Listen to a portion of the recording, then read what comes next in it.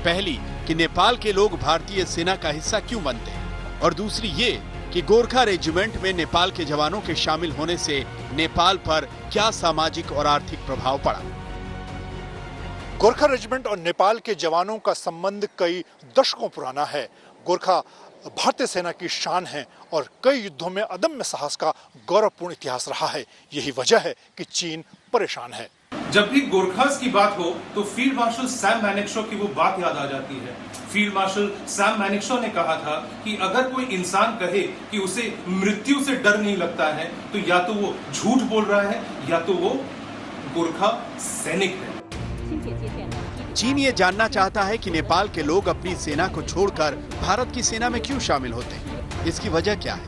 क्या इसके पीछे आर्थिक कारण है या फिर गौरवपूर्ण लंबा इतिहास और परंपरा है जिससे दोनों देश के लोग जुड़े हुए हैं। गोरखा रेजिमेंट की हिस्ट्री अगर इंडिया के साथ देखी जाए तो वो सन 1816 से शुरू होती है, जब एंग्लो नेपलीज वॉर हुई थी और ब्रिटिश जो थे वो नेपलीज के और गुरखास की जो वेलर थी, जो शौर्य था, उससे बहुत इम्प्रेस हुए थे। उसकी वजह से उन्होंने 1816 में ब्रिटिश इंडियन आर्मी के लिए गुरखा बटालियंस की रेजिंग शुरू की थी। पोस्ट इंडिपेंडेंट जब भारत आज़ाद हुआ, इनमें से 6 गुरखा बटालियंस जो है इंडियन आर्मी के पास आई। समझना मुश्किल नहीं कि चीन बड़ी साजिश रच रहा है और ये साजिश सिर्फ एलएसी तक ही सीमित नहीं है। नेपाल में उसकी राजदूत हाओ यांकी सक्रिय है और काठमांडू में इसकी तैनाती का सबसे बड़ा मिशन भारत और नेपाल के सालों पुराने रिश्तों के बीच खटास पैदा करना है।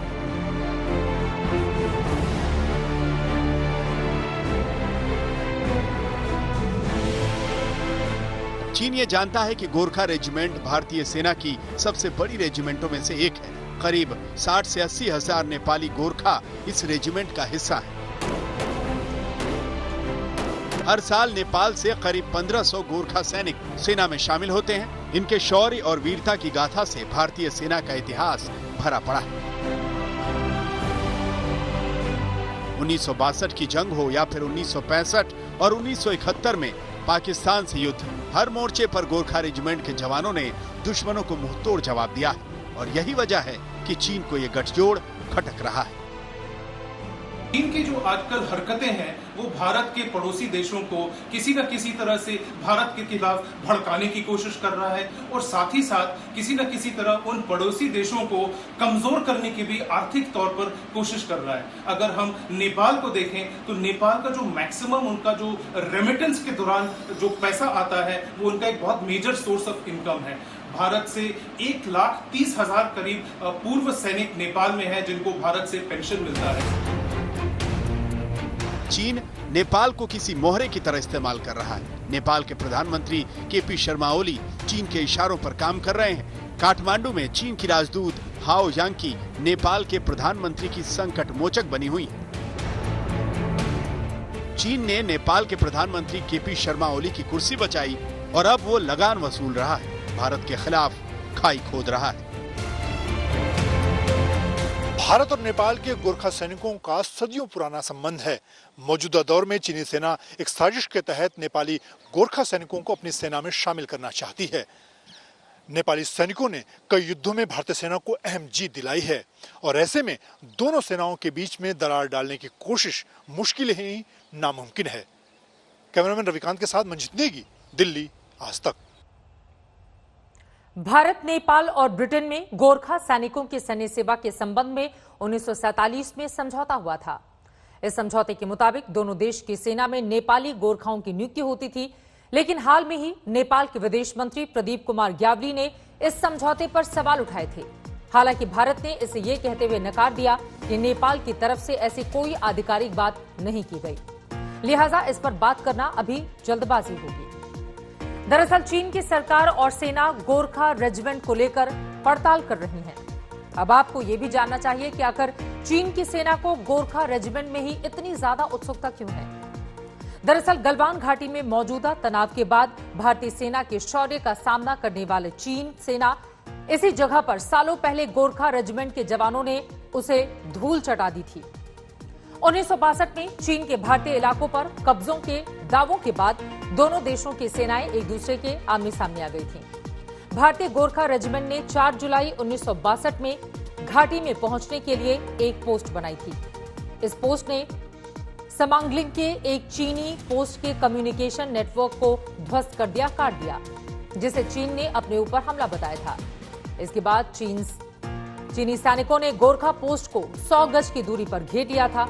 4 महीने तक ये घेराबंदी जारी रही, लेकिन गोरखा रेजिमेंट के जवानों ने चीन के सामने झुकने की जगह उसको कड़ी टक्कर देने की ठानी और लगातार वो यही करते रहे। वैसे आजादी के बाद हर युद्ध में गोरखा रेजिमेंट ने हिस्सा लिया है। गोरखा सिपाही निडरता की ट्रेनिंग के बाद अजेय योद्धा बनते हैं। गोरखा सिपाही दुनिया के सर्वश्रेष्ठ फौजी माने जाते हैं। यही वजह है कि दुनिया के कई देशों में इनकी पूछ है। नेपाल के गोरखा भारतीय सेना के अलावा ब्रिटिश रॉयल आर्मी में भी गोरखा के योद्धा मौजूद हैं। इसके अलावा ब्रुनेई में भी गोरखा के जवान और सिंगापुर में भी गोरखा कंटिंजेंट है। 1815 में ब्रिटिश सेना ने भारतीय सेना के एक हिस्से के तौर पर इसका गठन किया था और प्रथम जॉर्ज पंचम ने गोरखा राइफल्स का इसे नाम दिया था। आजादी के बाद जब ब्रिटिश वापस लौट रहे थे तो उन्होंने गोरखा रेजिमेंट का भी बंटवारा किया।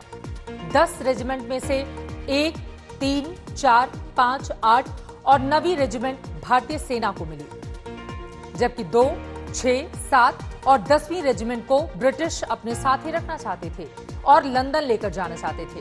लेकिन नेपाल के कई सैनिकों ने लंदन जाने से इनकार कर दिया और तब भारत को तुरंत 11वीं गोरखा रेजिमेंट की स्थापना करनी पड़ी। गोरखा रेजिमेंट भारत की शान है। रेजिमेंट के जवानों पर सेना को फख्र है। वीरों के नीर गोरखा रेजिमेंट के जवानों ने आजादी से पहले और आजादी के बाद अब तक रणभूमि में गजब का शौर्य दिखाया है। क्यों और कैसे गोरखा रेजिमेंट अलग है? क्यों चीन इससे खौफ खाता है? क्यों इसके युद्ध घोष से ही दुश्मनों के पांव उड़ जाते हैं, उखड़ जाते हैं? इस रिपोर्ट में हम आपको गोरखा के शौर्य की एक झलक दिखाएंगे। यूं तो भारतीय सेना का हर रेजिमेंट, हर यूनिट, हर टुकड़ी, हर दस्ता दुनिया में सबसे निराला है। पर यह भी सच है कि हर एक रेजिमेंट की अपनी ऐसी खासियतें होती हैं जो दूसरी किसी में नहीं होती। और गोरखा रेजिमेंट की सबसे बड़ी खासियत है इनका आदर्श वाक्य। कायर हुनु भन्दा मर्नु राम्रो। मतलब गोरखा वो होता है जो मरने से नहीं डरता है। कायर होने से मरना अच्छा, यानी कि कभी भी डर कर पीछे हटना नहीं सीखा।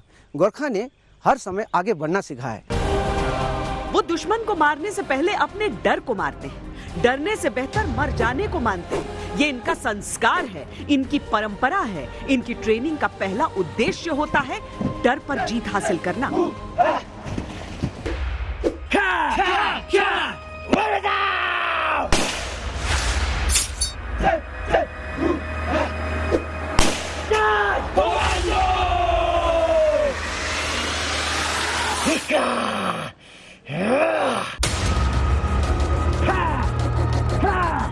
गोरखा ट्रेनिंग में ऐसी परिस्थितियों के लिए उन्हें प्रशिक्षित किया जाता है जहां दुश्मन सशस्त्र हो लेकिन वो खुद निहत्थे थे।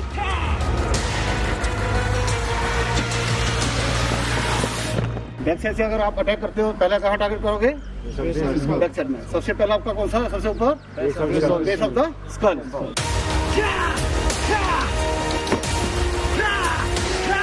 दुश्मन के शरीर का एक एक प्रेशर पॉइंट, एक एक कमजोरी उन्हें समझाई जाती है।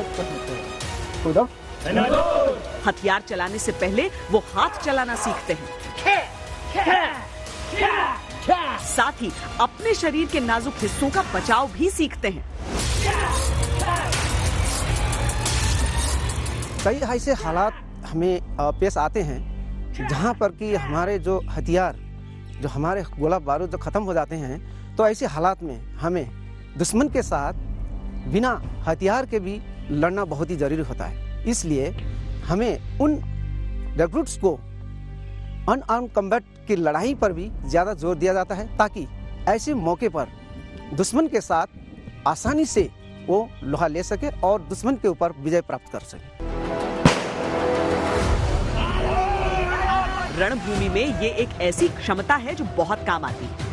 इतिहास गवाह है कि उनसे जापान भी हारा है, जर्मनी भी हारा है, पाकिस्तान की तो बिसात ही क्या है। रणभूमि हो या आतंक के खिलाफ लड़ाई, सबसे कठिन ऑपरेशन के लिए इन्हें चुना जाता है। दुश्मन भी इनका मुरीद हो जाता है।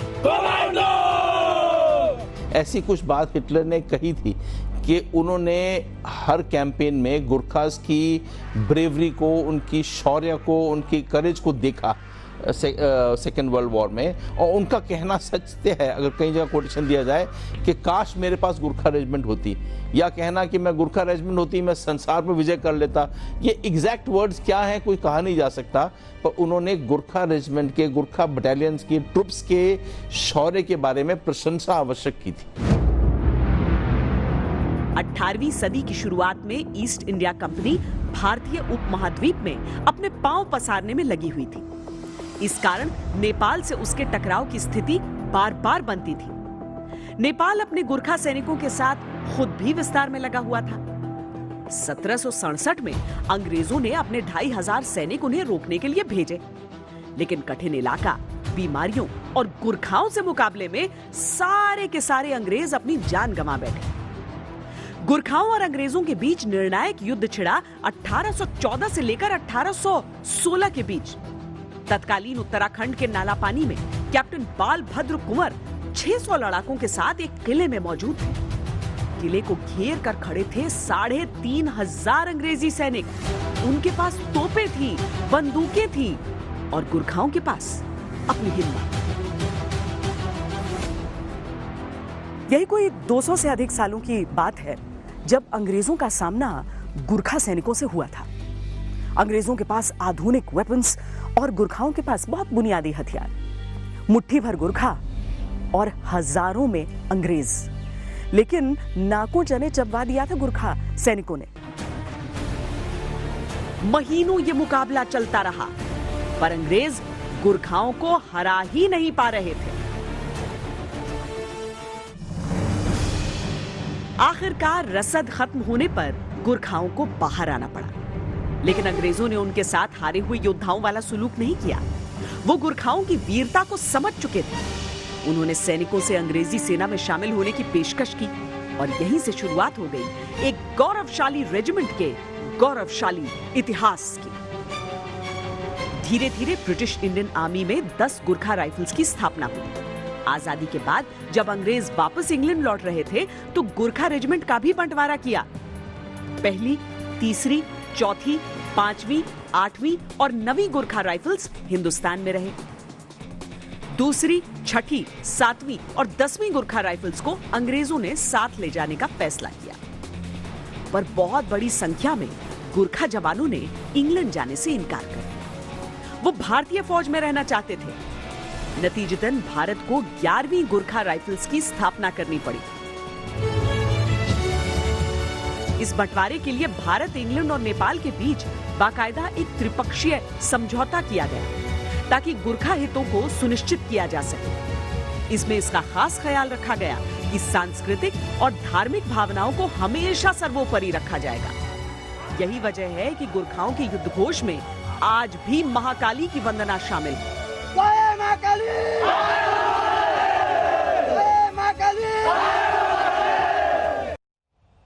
गोरखा रेजिमेंट में आमतौर पर नेपाली गोरखा शामिल होते हैं, लेकिन इसी रेजिमेंट ने भारत को बड़े जनरल भी दिए हैं। मौजूदा CDS general Bipin Rawat Gorkha regiment से ही हैं। पूर्व सेना प्रमुख जनरल दलबीर सिंह सुहाग भी गोरखा रेजिमेंट से थे। इसके अलावा 1971 में पाकिस्तान पर भारत की विजय के नायक फील्ड मार्शल सैम मानेकशॉ इसी रेजिमेंट के थे। वैसे भारत और नेपाल के बीच सोमवार को एक अहम बैठक भी होने जा रही है। वैसे तो इस बैठक का फ्रेमवर्क पहले से तय है और इसका भारत नेपाल के बीच किसी विवाद से लेना देना नहीं है, लेकिन मौजूदा माहौल में इसकी अहमियत बढ़ गई है। इसके पहले कल स्वतंत्रता दिवस पर नेपाल के प्रधानमंत्री केपी शर्मा ओली ने प्रधानमंत्री नरेंद्र मोदी को फोन किया था। इस बातचीत के बाद दोनों देशों की ओर से कूटनीतिक भाषा में संबंधों पर अच्छी बातें कही गई हैं, लेकिन इस विशेष फोन कॉल का विश्लेषण बहुत जरूरी हो जाता है। हमारी ये रिपोर्ट देखिए और समझने की कोशिश कीजिए कि मोदी को ओली के फोन कॉल का राज क्या है।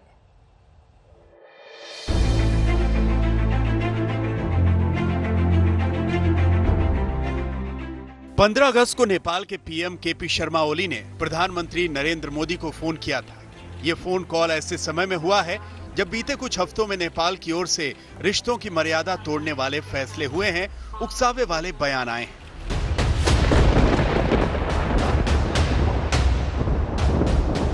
तो क्या यह माना जाए कि नेपाल के प्रधानमंत्री केपी शर्मा ओली बिगाड़ के बाद ये लीपापोती इसलिए कर रहे हैं ताकि भारत को भुलावे में रखकर अपना चीन प्रोजेक्ट जारी रख सके, या फिर वाकई उन्हें समझ में आ गया है कि जिस भारत से नेपाल का रोटी बेटी का नाता है उससे प्रेम का धागा चटकाकर नहीं तोड़ा जाना चाहिए। इन सवालों का सच तलाशें उससे पहले जान लीजिए कि पीएम ओली ने पीएम मोदी को स्वतंत्रता दिवस की बधाई दी तो कहा क्या। सूत्रों के मुताबिक ओली ने कहा कि इस संवाद को किसी की हार जीत और किसी के झुकने या किसी के अड़ने के रूप में नहीं लिया जाए। संबंधों में सुधार हो रहा है, दोनों तरफ से प्रयास हो रहा है। इसके बाद भारत की ओर से जो आधिकारिक बयान जारी हुआ उसमें कहा गया कि प्रधानमंत्री ने नेपाल के पीएम को टेलीफोन कॉल के लिए धन्यवाद दिया और भारत और नेपाल के सदियों पुराने और सांस्कृतिक संबंधों को याद किया। पीएम मोदी और पीएम केपी शर्मा ओली के बीच यह बातचीत सीमा विवाद शुरू होने के बाद पहली बार हुई। 8 मई को भारत के रक्षा मंत्री राजनाथ सिंह ने लिपुलेख दर्रे को उत्तराखंड के धारचूला से जोड़ने वाली 80 किलोमीटर लंबी रणनीतिक सड़क का उद्घाटन किया था। इसके बाद नेपाल ने लिपुलेख, कालापानी और लिम्पियाधुरा को अपना इलाका बताते हुए नया नक्शा जारी कर दिया। जून में नेपाल की संसद ने इस राजनीतिक नक्शे को मंजूरी भी दे दी। उस पर भारत ने कहा कि नेपाल ने अपनी सीमा का जो बनावटी क्षेत्र विस्तार किया है उसका कोई आधार नहीं। अब भारत के हिस्से को लेकर नेपाल ने जो नई राजनीति शुरू की है उस पर मोदी और ओली के बीच बातचीत हुई या नहीं इसकी जानकारी सामने नहीं आई है। लेकिन ओली ने जब पीएम मोदी से बात की तो इस बातचीत के 2 दिन बाद यानी 17 अगस्त को भारत और नेपाल के बीच ओवरसाइट मैकेनिज्म के तहत बैठक होगी। इसमें द्विपक्षीय आर्थिक और विकास के प्रोजेक्ट की समीक्षा होगी। ये ओवरसाइट मैकेनिज्म 2016 में विकसित हुआ था। 17 अगस्त की बातचीत में भारत की ओर से नेपाल में भारत के राजदूत विनय मोहन क्वात्रा और नेपाल के विदेश सचिव शंकर दास बैरागी बातचीत करेंगे।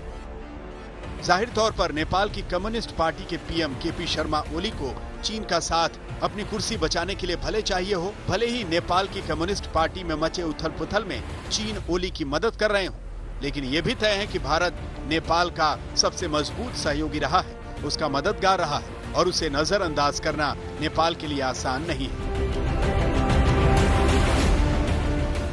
इस बीच नेपाल में चीन पाकिस्तान गठजोड़ के खिलाफ 2 बड़ी घटनाएं भी हुई हैं। नेपाली जमीन पर चीन का कब्जा होने की रिपोर्ट देने वाले नेपाली पत्रकार बलराम बनिया की संदिग्ध मौत पर नेपाल में हंगामा हुआ है। नेपाल के कांतिपुर डेली के असिस्टेंट एडिटर बलराम बनिया की मौत को लेकर नेपाल के पत्रकार संगठन निष्पक्ष जांच की मांग कर रहे हैं। उधर हिंदू बाहुल नेपाल में पाकिस्तान में हिंदुओं पर हो रहे अत्याचार का भी गुस्सा है। 14 अगस्त को जब पाकिस्तान अपना स्वाधीनता दिवस मना रहा था, काठमांडू में राष्ट्रीय एकता अभियान नाम का संगठन पाकिस्तानी मिशन के खिलाफ मार्च निकाल रहा था। दिल्ली से गीता मोहन के साथ आज तक ब्यूरो। नेपाल को बहकावे में डालकर दरअसल चीन इंटरनेशनल साजिश तो रच ही रहा है, मगर चीन की साजिश का जाल सरहद से लेकर दिल्ली तक फैला हुआ है।